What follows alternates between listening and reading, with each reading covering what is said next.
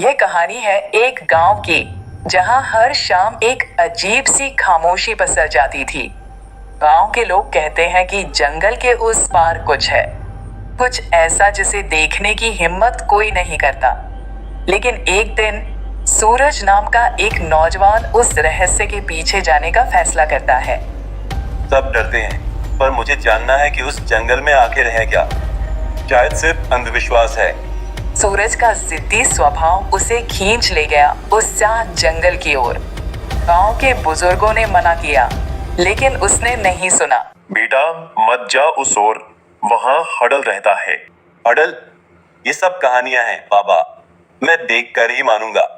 सूरज ने तय किया कि वो रात के वक्त जंगल जाएगा, जब सब सोते हैं। चांदनी रात थी और हर पेड़ की परछाई डरावनी लग रही थी। बस थोड़ी दूर और डर कैसा? जैसे ही सूरज ने जंगल में कदम रखा, ठंडी हवा ने उसे छू लिया। पेड़ों से टकराकर आती आवाजें किसी फुसफुसाहट की तरह लग रही थी। तू आ ही गया। कौन है वहाँ? सूरज ने चारों ओर देखा, पर वहां कोई नहीं था। लेकिन उसका दिल जोरों से धड़कने लगा। जैसे जैसे सूरज जंगल में आगे बढ़ा, जमीन पर पड़े निशान किसी इंसान के तो नहीं लगते थे। ये पंजों जैसे, ये किसके हैं? अचानक झाड़ियों में से एक परछाई दौड़ती हुई निकली और गायब हो गई। कौन था वो? इंसान तो नहीं लग रहा था। सूरज की हिम्मत डगमगाने लगी, पर उसका जिज्ञासु मन उसे रोक नहीं पा रहा था। तभी उसे एक पेड़ के नीचे कुछ दिखा। ये तो कोई बच्चा लगता है। अरे ये तो। लेकिन जैसे ही सूरज ने उस बच्चे को छूने की कोशिश की, वो चीखता हुआ अंधेरे में गायब हो गया। सूरज का चेहरा पसीने से भीग चुका था। अभी जो हुआ वो इंसानी नहीं था। फिर भी उसने हार नहीं मानी। नहीं, अब मैं पीछे नहीं हटूंगा। कुछ तो है इस जंगल में, मुझे सच जानना है। उसने अपनी जेब से टॉर्च निकाली और आगे बढ़ गया। रास्ता अब और भी घना और डरावना हो गया था। हर तरफ अजीब सी सरसराहट थी। सूरज, कौन बोल रहा है? टॉर्च की रोशनी एक पेड़ पर पड़ी। उस पर खून से कुछ लिखा था, मता, वरना मर जाएगा। ये कोई खेल नहीं है, पर अब पीछे जाना नामुमकिन है।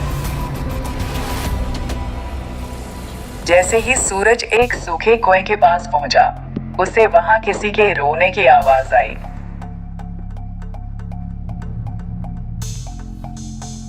हेलो, कौन है वहाँ? मदद चाहिए।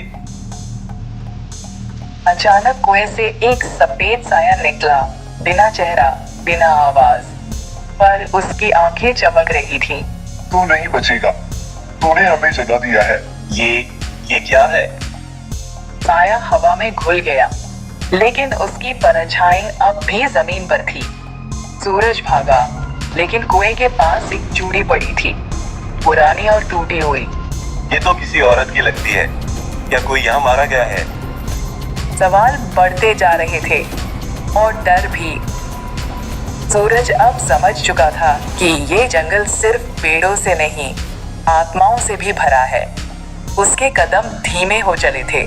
अगर यहाँ कोई आत्मा है, मैं बस सच जानना चाहता हूँ। तभी उसकी नजर एक पुरानी झोपड़ी पर पड़ी। वह लगभग ढह चुकी थी, लेकिन उसमें से धुआं निकल रहा था, मानो कोई अभी अभी गया हो। कोई है क्या अंदर?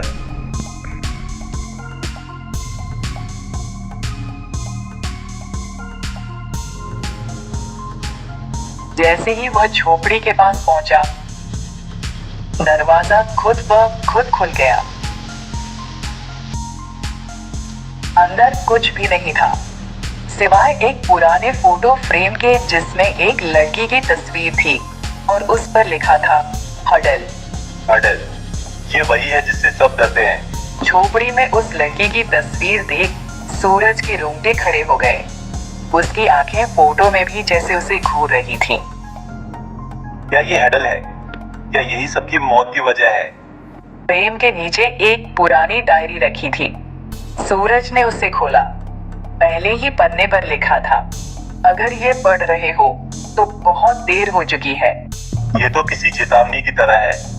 डायरी के पन्नों में लिखा था कि कैसे गांव की एक लड़की हडल को जंगल में बलि चढ़ाया गया था और अब उसकी आत्मा बदला ले रही है। जिसने भी मेरी पुकार सुनी, अब वो शांति से नहीं रहेगा।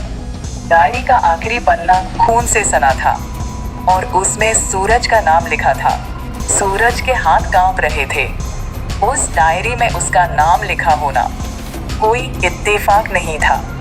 मेरा नाम इसे कैसे पता? वह झोपड़ी से बाहर निकलने ही वाला था कि हवा में फिर से वही सरसराहट हुई और किसी ने उसके कान के पास फुसफुसाया। तो आ ही गया, अब तुझे जाना नहीं। कौन है सामने? आ। चारों ओर कोहरा फैल गया। सूरज को कुछ नहीं दिख रहा था। तभी उसके पैरों के पास से एक परछाई गुजरी। ये सब सच है। अब वो अकेला नहीं था। हडल ने उसका पीछा शुरू कर दिया था। सूरज जंगल के बीचों बीच भाग रहा था, लेकिन अब रास्ता समझ नहीं आ रहा था। हर दिशा एक जैसी लग रही थी। मुझे निकलना होगा, मुझे निकलना होगा। एक बड़ा पेड़ सामने आया। उसी के नीचे किसी का कंकाल पड़ा था। उसके पास वही डायरी थी। सूरज ने उसे पहचान लिया। ये तो वही डायरी है। तो ये इंसान भी मेरी तरह यहाँ आया था। हडल की हंसी चारों ओर गूंजने लगी। तुम सबको लगता है कि ये कहानी है, लेकिन कहानी वो होती है जो खत्म हो। मेरा तो अभी शुरू हुआ है। मुझे माफ कर दो। सूरज घुटनों के बल गिर गया। उसका दम फूल रहा था और आंखों में डर साफ दिख रहा था। ये सपना नहीं है, मैं मर जाऊंगा यहाँ। अचानक झाड़ियों के पीछे से कोई निकला। एक बूढ़ा बाबा। उसके चेहरे पर गहरी झुर्रियां और आंखों में चेतावनी थी। तू उस झोपड़ी तक गया था? हाँ। आप कौन हैं? बाबा धीरे धीरे पास आए और बोले, हडल को छेड़ने वाले कभी नहीं लौटे। अब तू भी उसी राह पर है। मुझे इस जंगल से निकाल दीजिए। मुझे नहीं पता था। अब बहुत देर हो चुकी है, पर एक रास्ता है। जान भी जाएगी और आत्मा भी बचेगी। बाबा सूरज को एक गुफा की ओर ले गए। अंदर अंधेरा था। ये कौन सी जगह है जहाँ हडल की आत्मा कैद हो सकती है? अगर तू बलिदान देने को तैयार हो। कैसा बलिदान? वहाँ 3 दिए जल रहे थे, पर एक बुझ चुका था। ये बुझा दिया तेरा भाग्य है। मतलब मैं मर जाऊंगा? बाबा ने सिर हिलाया। सूरज की आंखों से आंसू निकलने लगे। अगर मेरी मौत से दूसरों की जान बच सकती है तो मैं तैयार हूँ। बाबा ने कुछ मंत्र पढ़े और दिया फिर से जल उठा। जंगल में हवाएं थम गईं और चारों ओर सन्नाटा छा गया। तो क्या समझा मुझे ऐसे रोका जा सकता है? गुफा में झटके लगने लगे। दीवारें कांप रही थीं। बाबा, ये क्या हो रहा है? मत देख, आंखें बंद कर, मंत्र दोहरा। सूरज ने आंखें बंद की और मंत्र दोहराने लगा। धुएं में से एक चेहरा उभरा, हडल का चेहरा। आंखें जलती हुई, क्रोध से भरी। तू नहीं बच सकता। लेकिन सूरज का विश्वास अब डर से बड़ा था। हडल की चीखें गूंज उठी। हडल की चीखें गुफा में गूंज रही थी। सूरज मंत्र दोहराते रहा, लेकिन अब उसका शरीर कांपने लगा। तेरी आत्मा अब मेरी है। हडल की परछाई सूरज की ओर बढ़ने लगी। बाबा ने मिट्टी से बनी एक माला निकाली और सूरज के गले में डाल दी। अब यह आखिरी रेखा है, इसे पार मत होने देना। हडल चीखता रहा, लेकिन माला के प्रकाश से उसकी छाया रुक गई। वह पीछे हटने लगा। नहीं, यह संभव नहीं। गुफा फिर से शांत हो गई और एक पल में हडल की परछाई भाप बनकर उड़ गई। सूरज जमीन पर गिर पड़ा, थका हुआ लेकिन जीवित। बाबा ने उसे सहारा दिया। तू बच गया, पर हडल पूरी तरह मरा नहीं है। तो अब क्या करना होगा?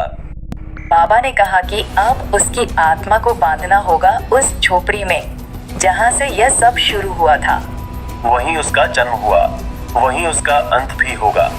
सूरज और बाबा ने सुबह होते ही उस झोपड़ी की ओर रुख किया। वहीं लौट रहा हूँ जहाँ से भागा था। जंगल फिर से डरावना हो गया। पेड़ फिर से सरसराने लगे, मगर अब सूरज अकेला नहीं था।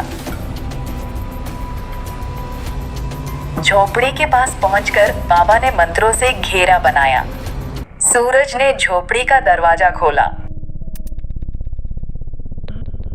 यहाँ कुछ तो है, कुछ बहुत भयानक। अंदर अंधेरा था, लेकिन कोनों से फुसफुसाहटें आ रही थीं। हडल की आत्मा फिर से उभरने लगी। तू लौट आया। बाबा ने काले धागों से दरवाजे और खिड़कियां बांध दी। अब इससे बाहर नहीं निकलेगा। क्या ये सच में काम करेगा? अगर तू डरेगा नहीं तो हाँ। एक बार फिर झोपड़ी के अंदर हलचल होने लगी। हडल की आत्मा ने सूरज की तरफ झपट्टा मारा, पर मंत्रों के घेरे से टकराकर पीछे हट गई। मैं अमर हूँ, तुम मुझे रोक नहीं सकते।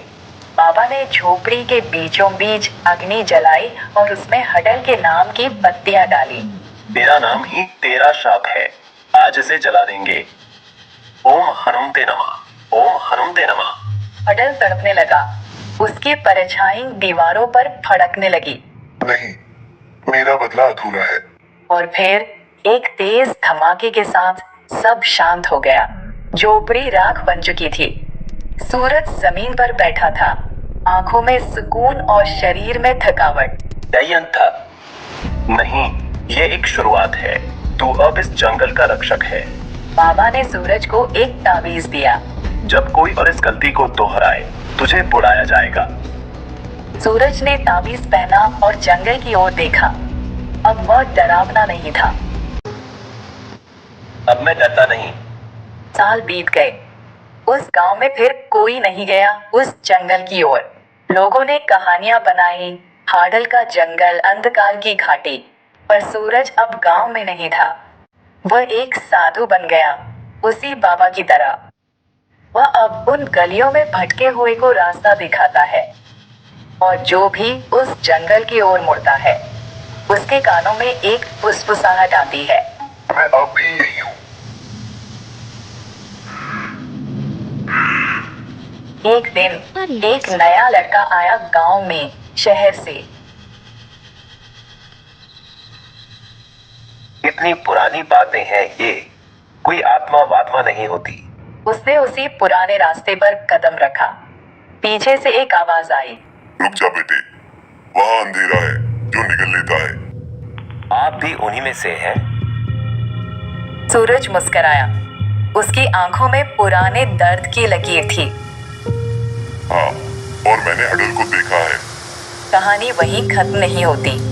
हाडल की आत्मा अब भी किसी को ढूंढ रही है, जो डर से भागे, जो गलती दोहराए। हडल वही है, और जो उसकी कहानी सुने, वो उसका अगला निशाना बन सकता है। तो अगली बार जब कोई कहे सिर्फ कहानी है, मैं कहानी नहीं, चेतावनी हूँ।